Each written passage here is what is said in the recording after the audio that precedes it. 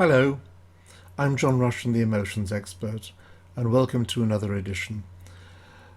I'm going to talk about being taken for granted. A lot of people feel quite peeved in life because they are taken for granted. And unfortunately, it's usually quite nice people who are taken for granted.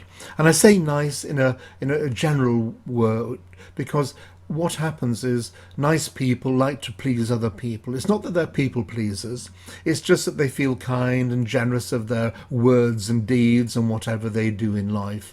And therefore they're quite willing to help others.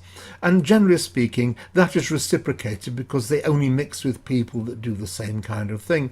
There are those in life which will predominantly take and take and take and take, and you've got to eliminate those from your life. And they could be family as well, because some people in your family will just take from you. They accept you're there, and because it's your brother, your sister, your mother, your father, your grandparents, or whatever, that's it. They expect you to do something.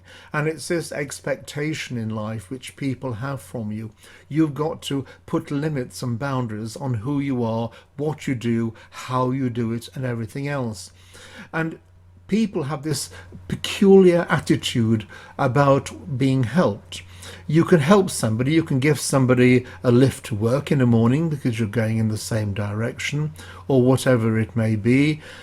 And one morning you will say to them, "Oh, I won't be giving you a lift next week, I've got another job." And instead of saying, "Oh, well, that's really nice, I'm really pleased about that, I'll have to get the train or the bus or walk or whatever it is," it's, "Oh, but what am I going to do? Oh, what about me? Where am I going to go get a lift in the morning? Oh my goodness." And as if the onus is on you, that you are not allowed to do anything. And some people are so selfish, so centered and thoughtless and insincere and callous that they don't actually understand themselves, that what they are doing about themselves is a part of the process of negativity.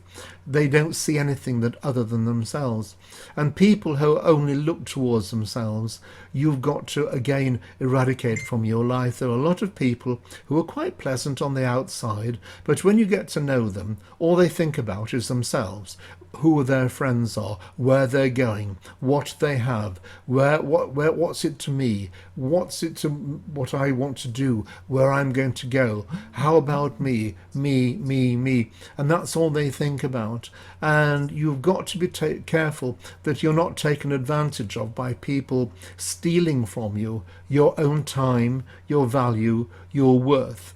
Now, you all have friends. I have friends. Some are really sort of quite clever in certain areas of life, and they give me help now and again when I need something, especially if my computer goes AWOL.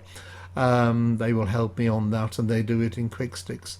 But you've got to be very careful that people don't do that in a way which is actually taking advantage.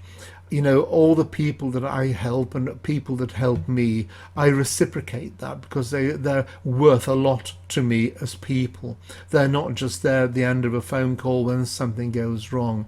You know, there's a value to it, and I'm more than happy to help them in any situation which they come across too. It's a reciprocal thing. It's not a thing which is just somebody somewhere, and you've got to be careful that you're not that person. And even that can happen from families as well. Families can take advantage of you just because you're a family, and they expect again from you. Why would they expect it from you?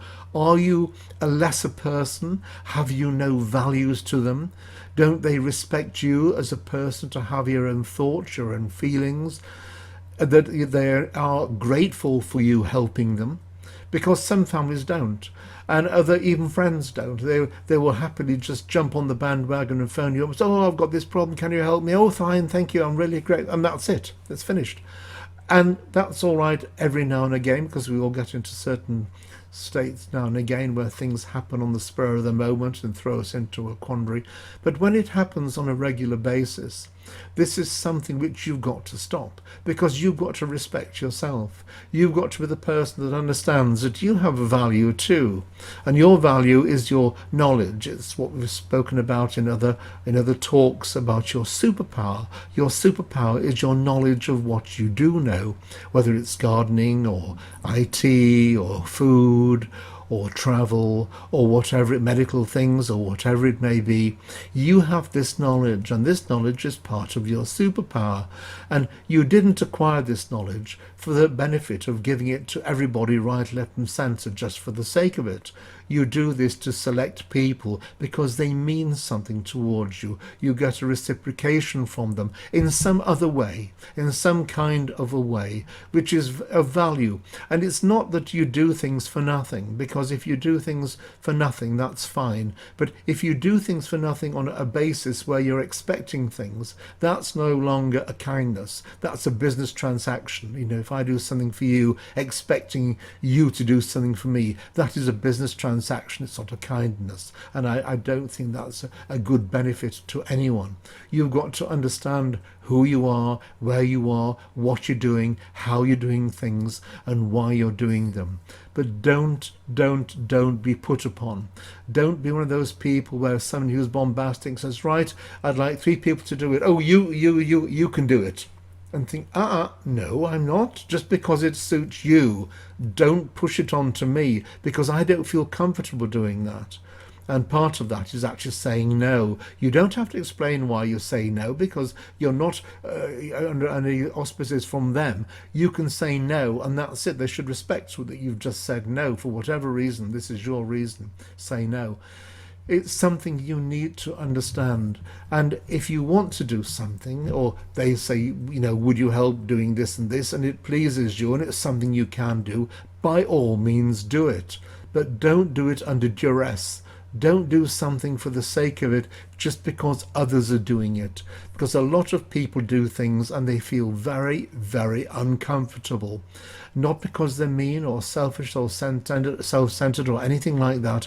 It's just that they physically do not fit in to what other people think they should be doing. And again, and we've spoken this in other talks, what other people think has nothing to do with you. That's all about them.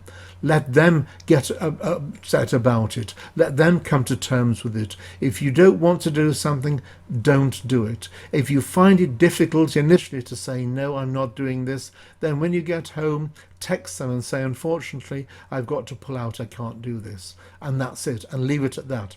Don't put yourself, as I've said, under duress to do something for the sake of doing it. Kindnesses are just that, kindnesses. They're not something which you do out of duress. You do it from the goodness of your own heart, because it's helping somebody and you feel good about that person you're helping, because whatever they're doing further on or for themselves, you feel it's worthwhile, and that's very important.